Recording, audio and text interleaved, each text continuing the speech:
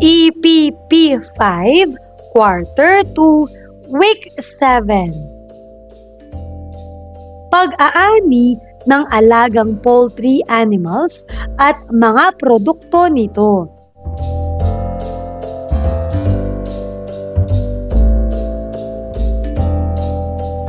Revised K-12 curriculum with me, Teacher KMT.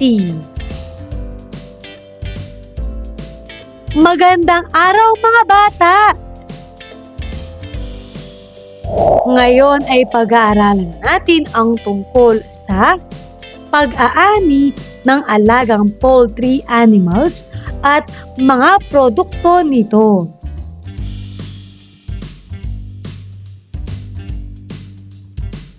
Mga layunin. Una, naibibigay ang mga batayan sa mga aanihing alagang poultry animals. Pangalawa, naibibigay ang mga pamamaraan sa pag-uuri at paggagrado ng mga itlog.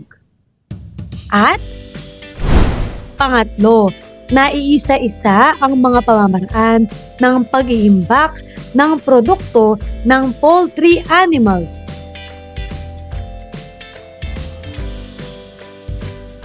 Unang araw. Maikling balik-aral. Paano to? Lagyan ng check kung ito ay nagpapahayag ng pag-aalaga sa mga poultry animals at bilog naman kung hindi. Para sa unang bilang, mahalaga ang pagbibigay ng sapat na pagkain at tubig sa alagang poultry animals. Ano ang tamang sagot? Magaling! Check! Pangalawa, mabuti ang pagbibigay ng maruming tubig sa mga alagang manok. Ito ba ay check o bilog? Tama! Bilog.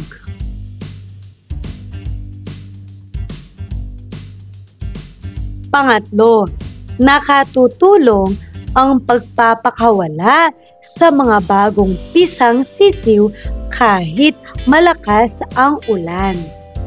Ito ba ay check o bilog? Magaling! Ito ay bilog. Pang-apat, ang pagbibigay ng halamang gamot sa mga poultry animals ay nagpapabagal ng kanilang paglaki. Ito ba ay check o bilog? Tama! Ito ay bilog.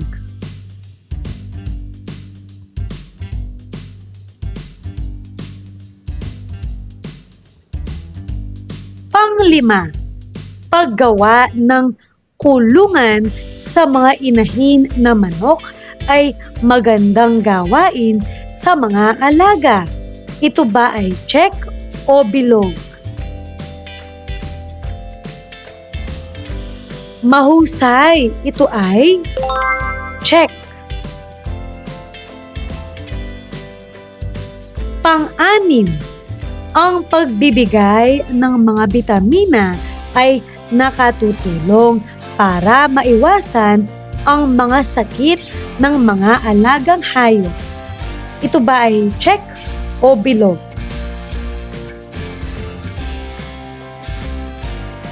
Mahusay! Check!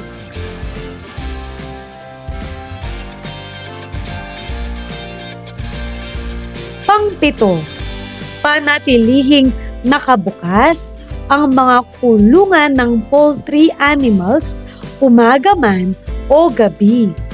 Ito ba ay check o bilog?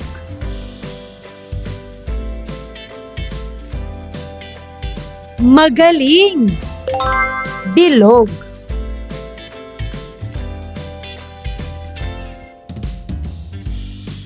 Pangwalo, ang paglilinis sa mga kulungan ay kailangan para maiwasan ang langaw at mabahong amoy ng paligid.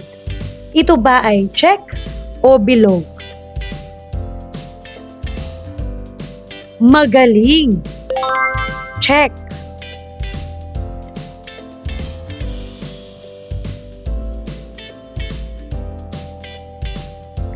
Paglinang sa kahalagahan sa pagkatuto sa aralin. Paano to? Pagmasdan mabuti ang mga nasa larawan. Pagkatapos ay sagutin ang mga sumusunod na tanong.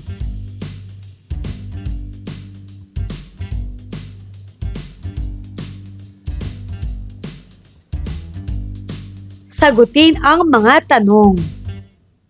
Una, ano ang ipinapakita sa larawan?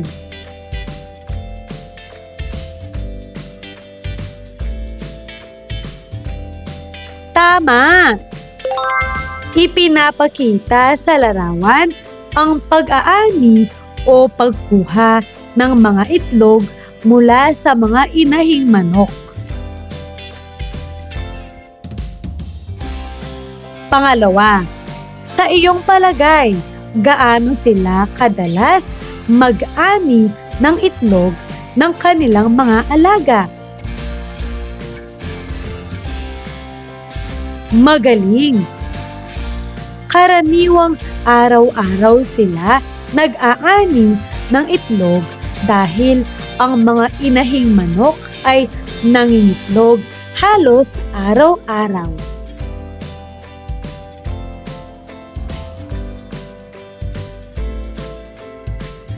Pangatlo, kapag ganito kadami ang naani nila araw-araw, ano ang naitutulong sa kanila ng pag-aalaga ng manok?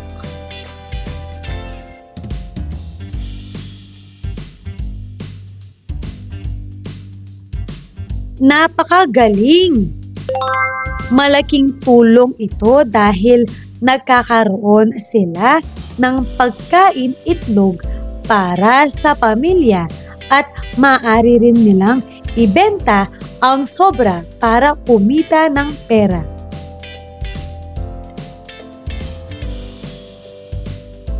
Unang aralin, batayan ng mga aanihing alagang poultry animals o broilers.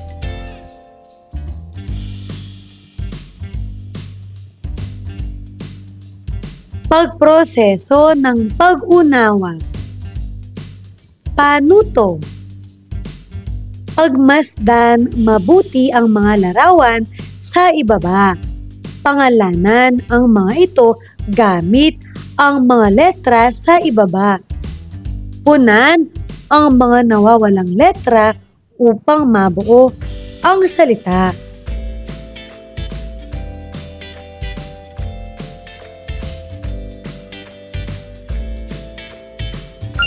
Para sa unang bilang, ano ang tamang sagot? Magaling! Sisiw. Pangalawang larawan, ano ang tamang sagot?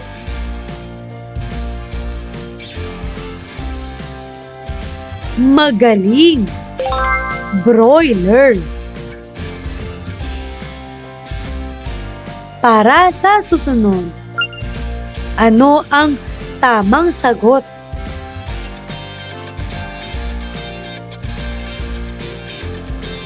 Magaling! Inahin. Ngayon, sagutin mo ang mga tanong.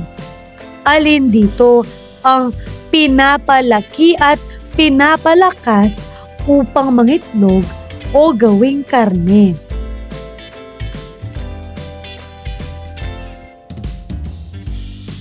magaling. Inahing manok. Pangalawang katanungan. Alin dito ang mainam para sa karne? Mahusay. Broiler.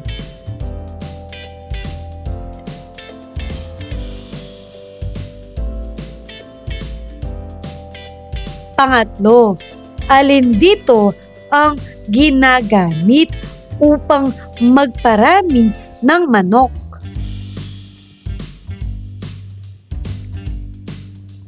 Mahusay. Tandang o lalaking manok. Talakay na natin ang mga batayan ng mga aanihing alagang poultry animals o broilers. Ang mga hayop ay nagtataglay ng mga palatandaan o pagkakakilanlan kung ito ay dapat nang ipagbili. May ipinagbibili batay sa kanilang kalusugan, laki o timbang.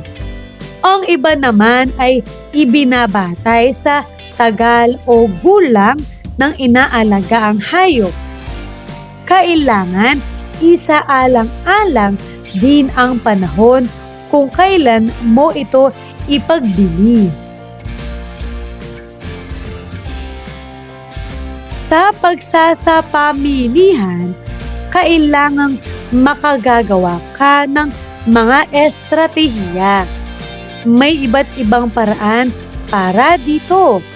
Kailangan lamang pag-aralan at unawain ang bawat estratehiya upang ito'y magamit sa pagsasapamilihan ng mga produkto.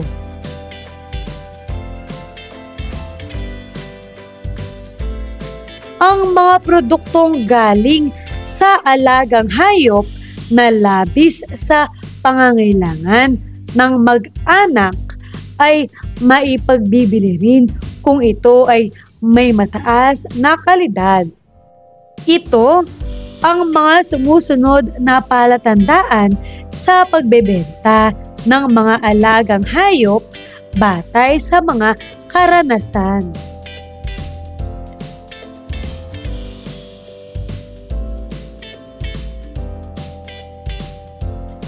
Mga palatandaan sa pagbebenta ng mga alagang hayop batay sa mga karanasan. Una, sa manok. Maraming klaseng manok na pwedeng alagaan upang mapagkakakitaan. Ang mga ito ay galing pa sa ibang bansa tulad ng Vantres na pinaka-popular sa ating bansa. Mayroon naman galing sa atin na tinatawag na native chicken.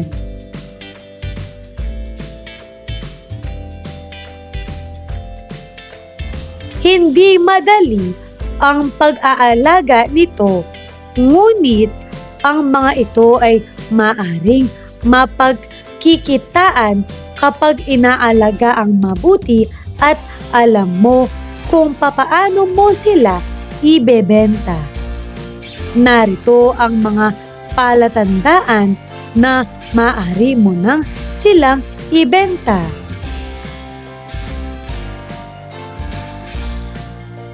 A. Una, ang timbang dapat ay nasa 1.6 kilo sa loob ng 35 days. B. Kung hihipuin mo siya sa harapan ng manok ay dapat hugis bilog. C. Malusog at hindi sakitin.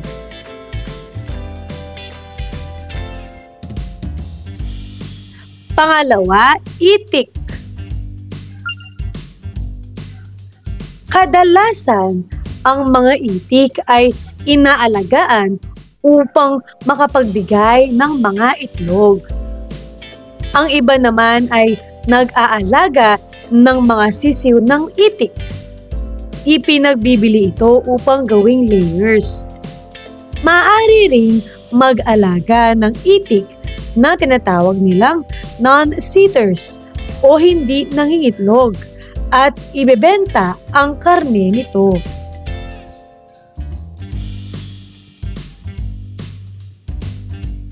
Maraming klase ang mga itik sa pamayanan at ang iba ay galing pa sa ibang bansa. Ang mga palatandaan na pwede nang ibenta ang mga ito ay ang mga sumusunod. Para sa titik A, ang hustong gulang na nasa 2 hanggang 3 buwan, tamang timbang, malusog at mabuting mangitlog. Titik B, maaaring ibenta ang isang itik at mga produkto mula dito. Titik C, ang mga itik na hindi na nangingitlog o mahina ng mangitlog ay maaari ring ibenta sa mga nagtitinda sa palengke upang gawing karne. At titik D, tandaang mas mabuting ipagbili kaagad ang mga itlog nito habang ito ay sariwa pa.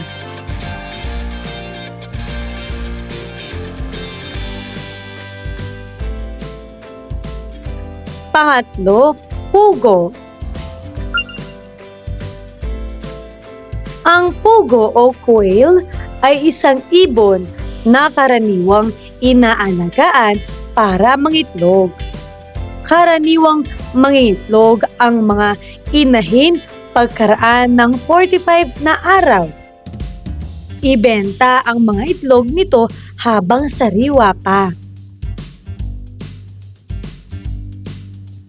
Maraming klase ang mga pugo, ngunit ang pinakasikat na variety nito ay ang coturnix na galing sa ibang bansa. Ang mga ito ay kilala sa kanilang mataas na uri ng karne at itlog.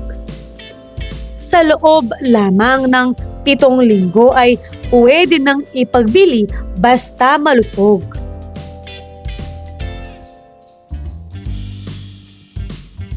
Paglalapat at pag-ugnay. Magsulat ng maikling sanaysay patungkol sa araling tinalakay. Tukuyin dito kung bakit mahalagang alamin ang mga batayan sa pag-aani o pagbebenta ng mga alagang poultry animals, partikular na ang mga broilers. Isulat ito sa isang malinis na papel. Bibigyang marka ang sanaysay gamit ang rubrics sa ibaba.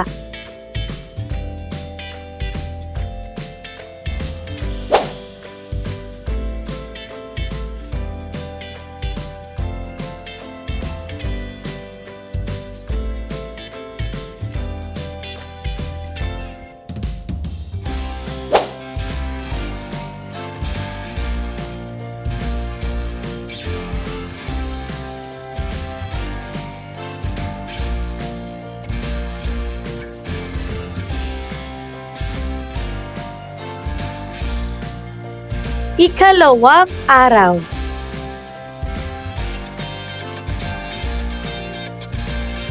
Ikalawang aralin, paghuli ng alagang poultry animals.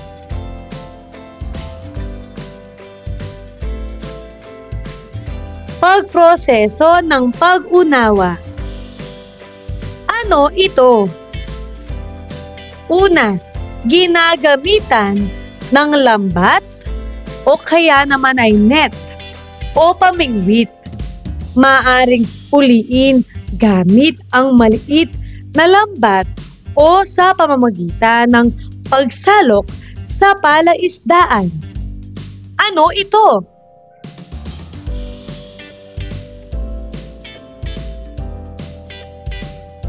Mahusay! Ito ay tilapia.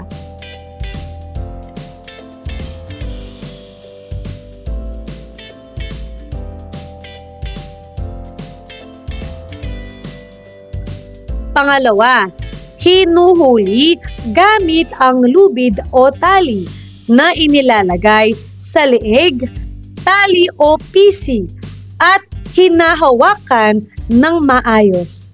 Ano ito?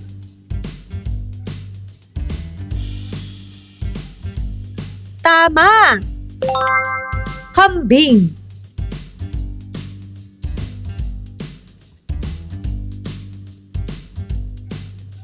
Pangatlo, hinuhuli gamit ang tali sa paa o leeg at minsan ay pinapatakbo papunta sa kulungan. Maingat upang hindi masaktan. Ano ito?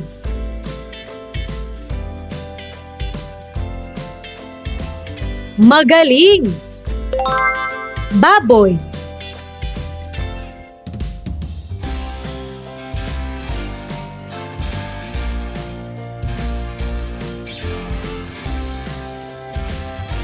Pang-apat, ginagamitan ng pisi o lubid na nakatali sa ilong, singkaw o leeg at dahan-dahang hinihila. Ano ito?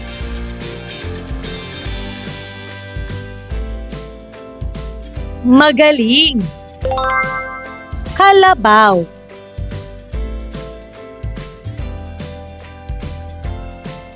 Pinatnubayang pagsasanay. Panooring mabuti ang video at isulat ang mga mahalagang konsepto upang masagutan ang mga sumusunod na katanungan.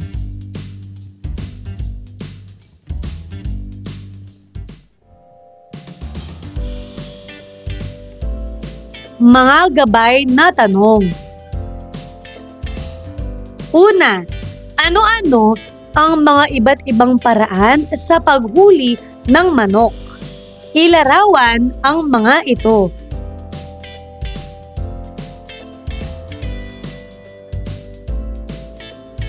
Pangalawa, ano ang pinakamabisa at mabilis na paraan sa paghuhuli ng manok?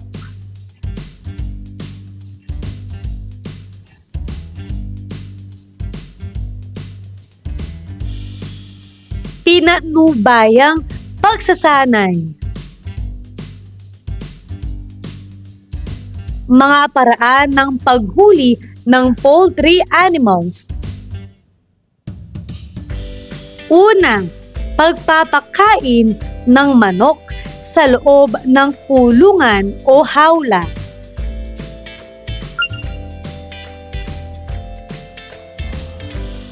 Ito ang karaniwang ginagawang paraan sa mga manok na free range o mga manok na pagala. Kukunin ang atensyon ng mga manok sa pamamagitan ng paglalagay ng pagkain sa loob ng kulungan. Sa ganitong paraan, mas magiging mainam ang paghuhuli sa kanila.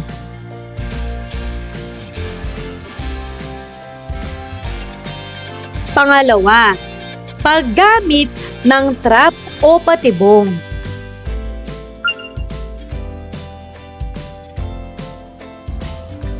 Ang ganitong paraan na ginagamitan ng tali na ipopormang bilog at lalagyan ng pagkain sa loob nito. Kapag nakapasok na ang dalawang paa nito, saka ito hihilain ng mabilisan.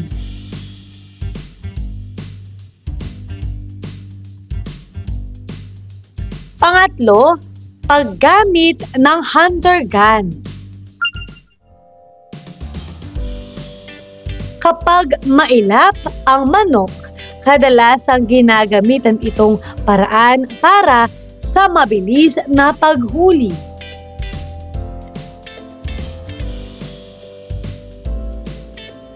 Pang-apat, paggamit ng lambat. Ang ganitong paraan ay karaniwang ginagamit kapag manghuhuli ng pangmaramihan na manok. Maglagay muna ng pagkain pagkatapos ay ihagis ang lambat sa mga ito.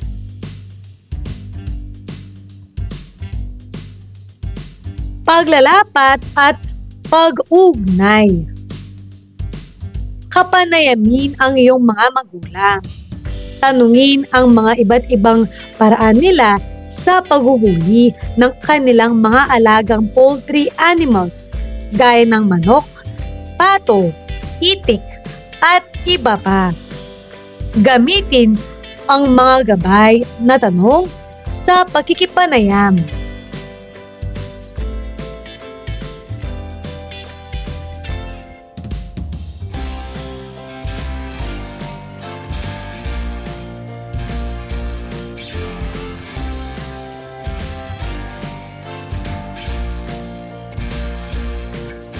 Ikatlong aralin, grading o sorting ng mga itlog. Pagproseso ng pag-unawa. Pagmasdang mabuti ang larawan sa ibaba. Sagutin ang mga gabay na tanong sa ibaba.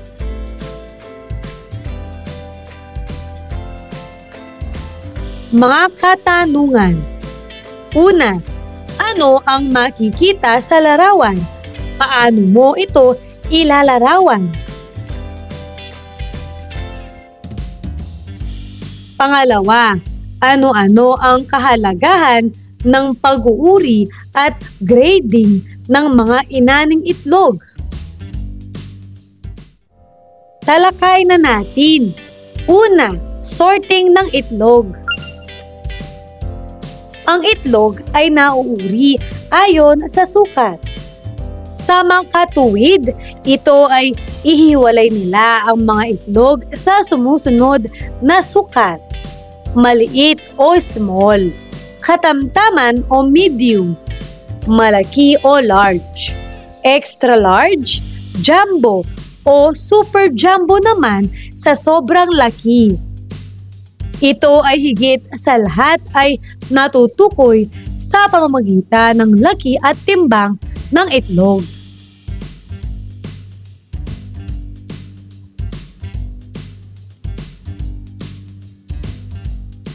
Pangalawa, grading ng itlog. Ang itlog ay binibigyan din ng grado ayon sa kanilang kalidad at binibigyan ng grado bilang: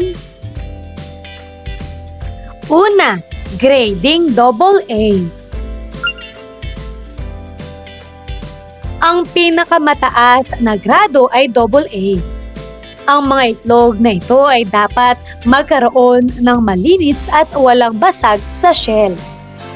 Ang mga air cell ng hangin ng mga itlog ng grade AA ay hindi dapat lumampas sa 1/8 na pulgada sa lalim. Ang kanilang puti ay dapat na malinaw at matibay at ang pula ng itlog ay walang anumang depekto.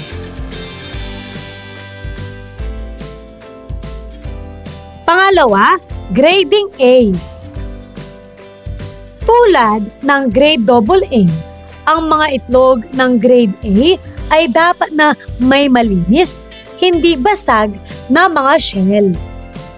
Ang air cell ng isang grade A na itlog ay hindi dapat lumagpas sa 3/16 na pulgada ang lalim.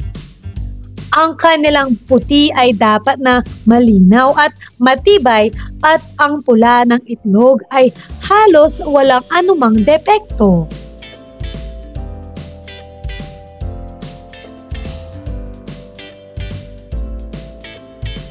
Pangatlo, grading B.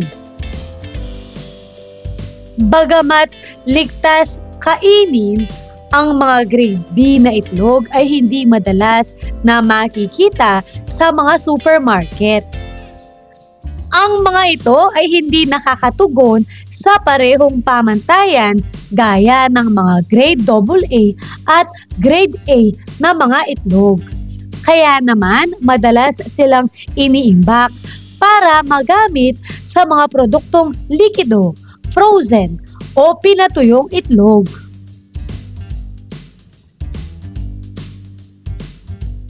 Ang isang grade B na itlog ay dapat na hindi basag ang shell.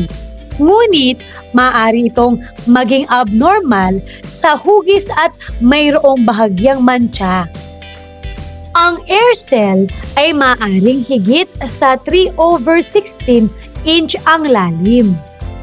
Ang puti ay maaaring puno ng tubig.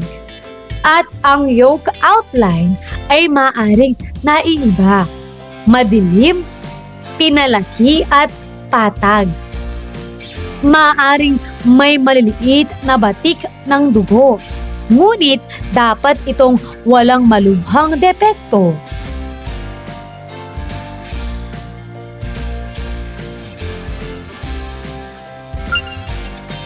Ang grado ng isang itlog ay natutukoy sa pamamagitan ng kalidad ng puti at pula ng itlog. Ginagawa ito upang maiwasan ang pagbebenta ng mga itlog na masyadong matubig. Ang egg sorter ay isang makina na dinisenyo at manufactured upang masort at grade ang mga itlog.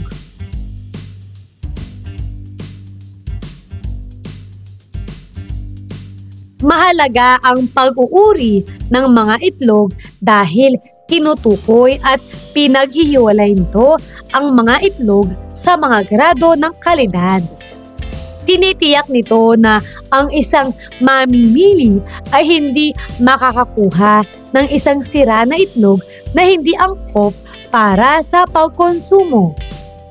Ang masamang itlog ay maaring mapanganib na kainin at negatibong nakakaapekto sa kalusugan ng isang tao. Mahalaga rin na alisin ang mga itlog na bitak na, may dugo, o marahil ay may deformation.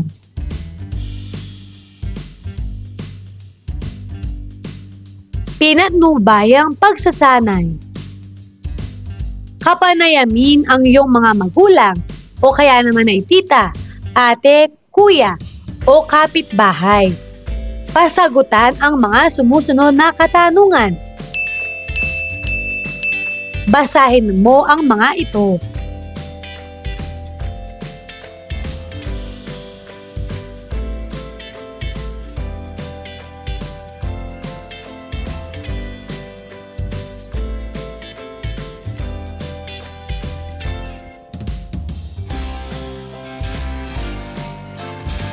Ikatlong araw. Paglalapat at pag-ugnay. Panoorin ang video kung paano malalaman ang itlog ay bago o luma. Pagkatapos, suriin ang dinalang itlog kung ito ay bago o hindi. Sundan ang mga paraan na pinakita sa video.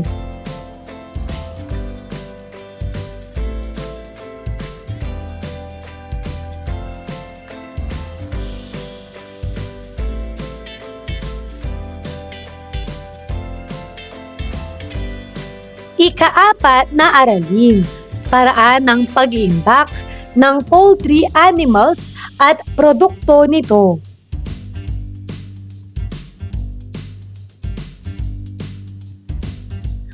Pagproseso ng pag-unawa. Ano-ano ang mga pagkain na nilalagay sa refrigerator o pinapalamig upang hindi masira? At ano-ano naman ang mga pagkain na hindi na kailangan ilagay sa refrigerator? Ilagay ang iyong mga sagot sa patlang.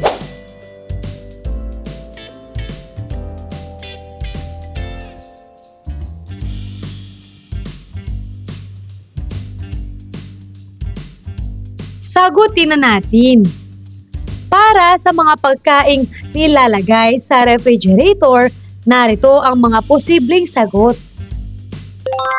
Itlog, gatas, isda, karne at manok, lutong ulam, inumin. Para naman sa mga pagkaing hindi nilalagay sa refrigerator, bigas, saging, kape.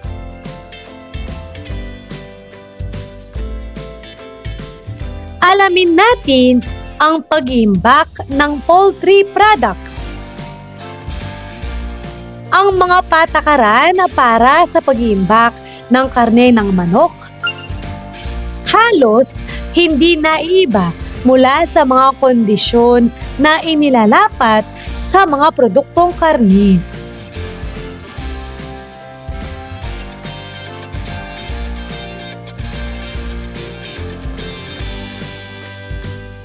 Karne. Ang mga patakaran para sa pag-iimbak ng karne ng manok halos hindi naiiba mula sa mga kondisyon na inilalapat sa mga produktong karne. Ang pananatili sa temperatura ng kwarto sa loob ng mahabang panahon ay magpapaikli sa buhay ng karne. Kaya, mas mahusay na palamigin ang manok bago simulan ang proseso ng pagluluto.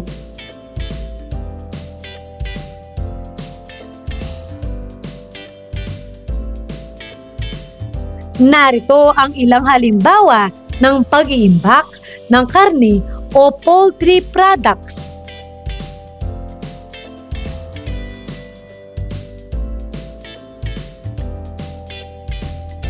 Una, magpapalamig o pagyeyelo. Ito ang paraan na ginagawa ng karamihan upang hindi mabilis masira ang karne kahit hindi pa ito iluluto. Nilalagay ito sa refrigerator o kaya'y sa lalagyan na may yelo.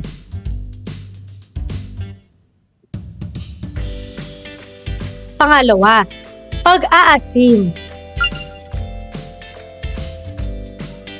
Ito ang paraan na ginagawa noong wala pang refrigerator o pagawaan ng yelo.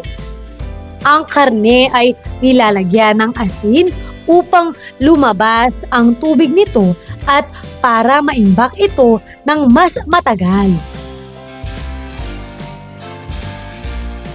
Para naman sa itlog. Ang kabuuang buhay ng mga hilaw na itlog ay nakasalalay sa kalinisan at integridad ng kanilang mga shell o balat nito. Dahil ang shell ay puno ng butas, ang anumang kontaminasyon ay mabilis na tumagos sa loob at nasisira ang mga nilalaman na nagiging sanhi ng pagkabulok. Kaya lang, para sa pangmatagalang imbakan, mas mainam na pumili ng mga itlog na may malinis at magandang klase. Maaari mong iimbak ang mga itlog sa mga sumusunod. Una, sa isang refrigerator. Ilagay sa isang kompartimento kung saan ang temperatura ay pinananatili ng hindi mas mataas kaysa sa positive 4 degrees. Ang mga itlog ay maaring iimbak sa loob ng 15 hanggang 18 na araw.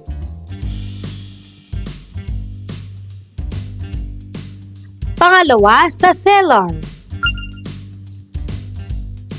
Kung walang refrigerator, halimbawa sa isang bahay, ang mga hilaw na itlog ay maaaring ilagay sa isang cellar o hukay ng gulay. Kahit nasa init ng tag-init, ang temperatura doon ay bihirang lumampas sa loob ng positive 10 degrees na halos tumutugma sa mga parameter ng kompartimento ng refrigerator.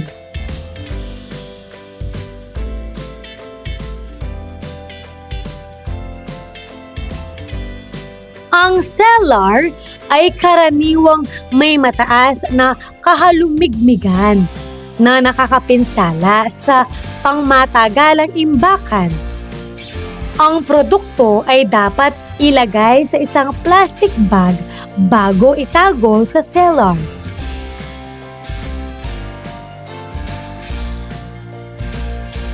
Pangatlo, sa balon.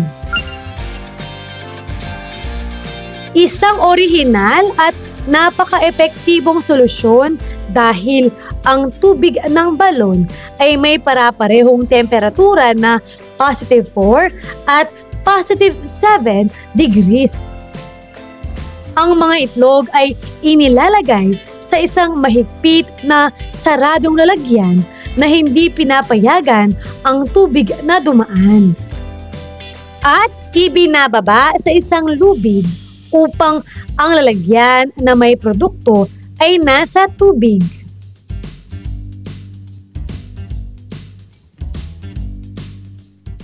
Pinatnubayang pagsasanay. Sagutin ang mga sumusunod na katanungan. Una, bakit kailangan nating iimbak ng maayos ang mga poultry products tulad ng karne at itlog? Tama!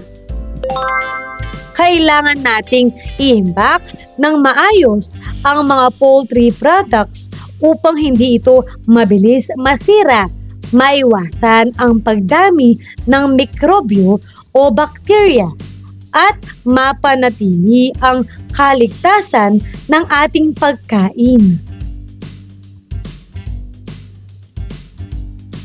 Pangalawa, ano ang mabuting epekto ng pag-iimbak ng poultry products?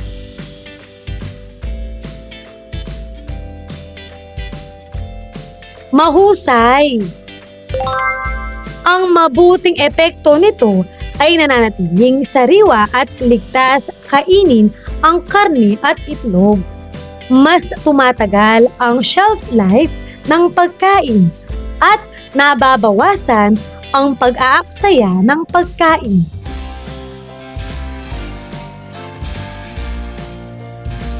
Pangatlo, ano-ano ang mga poultry products na iniimbak ninyo sa inyong tahanan? Mga bata, tandaan, maaring iba-iba ang ating mga kasagutan dito.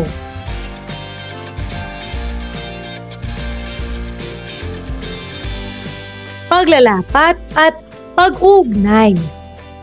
Gagabayin ka ng iyong guro para sa gawaing ito.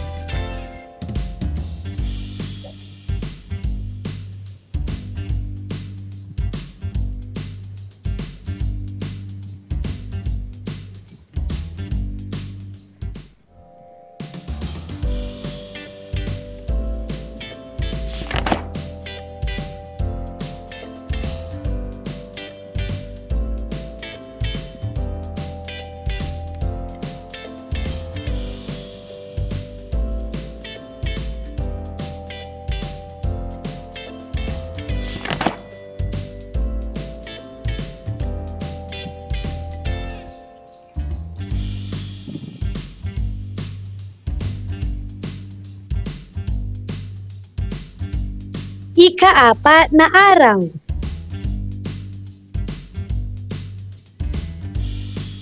Pabaong pagkatuto. Kumpletuhin ang matrix sa ibaba. Isulat ang edad o gulang at timbang ng mga sumusunod na alagang hayop kung maaari na silang anihin o ibenta.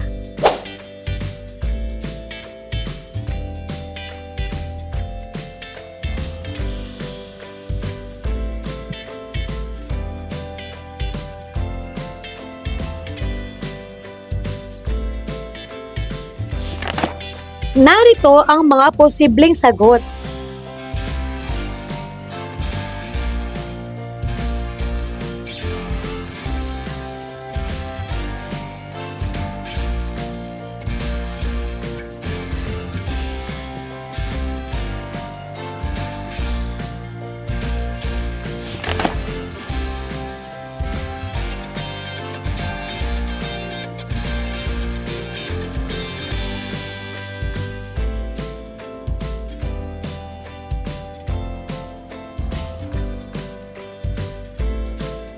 Para naman sa pang-apat na katanungan, ano-ano ang iba't ibang paraan sa paghuhuli ng mga alagang poultry animals?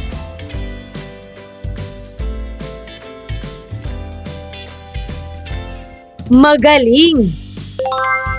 Pagpapakain ng manok sa loob ng kulungan o hawla. Paggamit ng trap o patibong. Paggamit ng hunter gun. At paggamit ng lambat.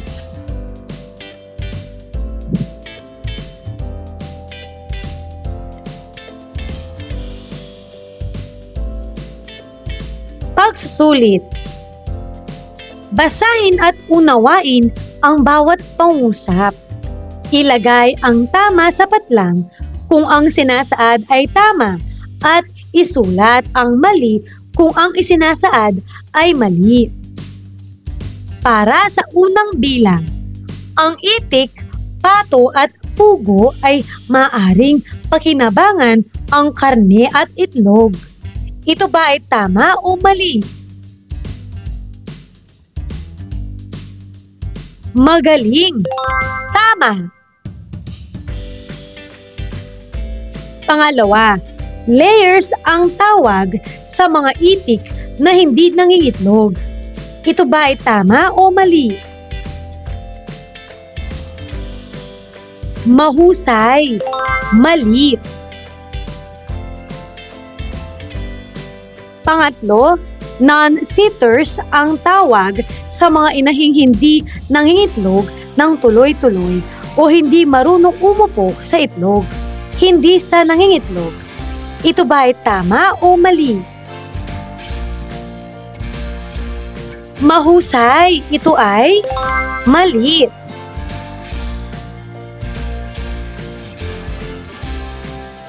Pang-apat, ang pagpapakain sa loob ng kulungan ay hindi paraan ng paghuli ng manok. Ito ba ay tama o mali? Magaling! Mali! Panglima, ang sorting at grading ng itlog ay isinasagawa upang malaman ang kalidad ng itlog. Ito ba ay tama o mali? Mahusay! Tama! Pang-anim, ang AA ang pinakamataas na grado ng itlog, hindi ang A. Ito ba ay tama o mali? Mahusay! Ito ay tama!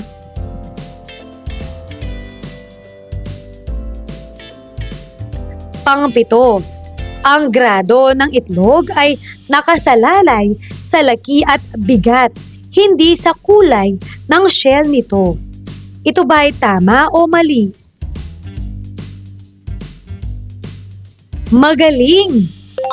Mali!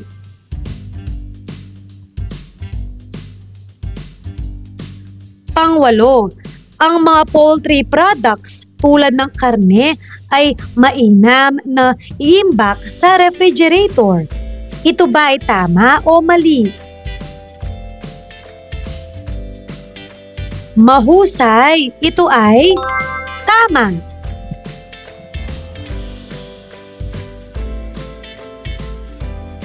Pangsyam, ang itlog ay hindi dapat nakaimbak sa lugar na natatamaan ng araw. Ito ba ay tama o mali?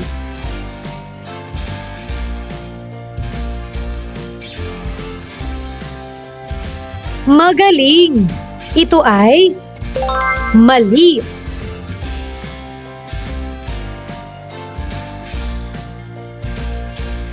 At pang-sampu, ang mga poultry products ay panatilihing nakaimbak sa maayos at malinis na lugar o imbakan. Ito ba ay tama o mali?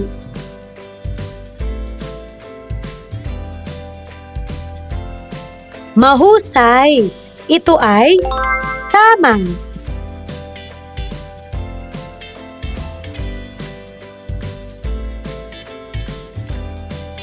Mahusay mga bata!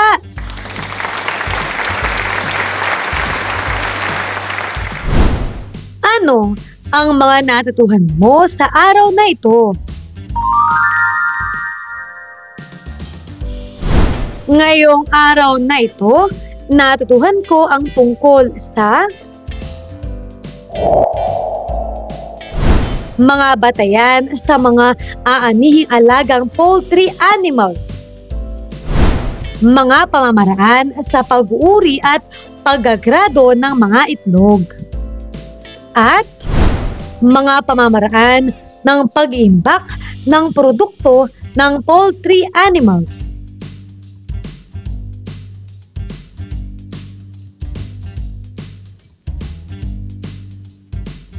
Maraming salamat sa pakikinig mga bata! Sana'y may natutuhan kayo. Huwag mong kalimutan, pindutin ang like, share, at subscribe.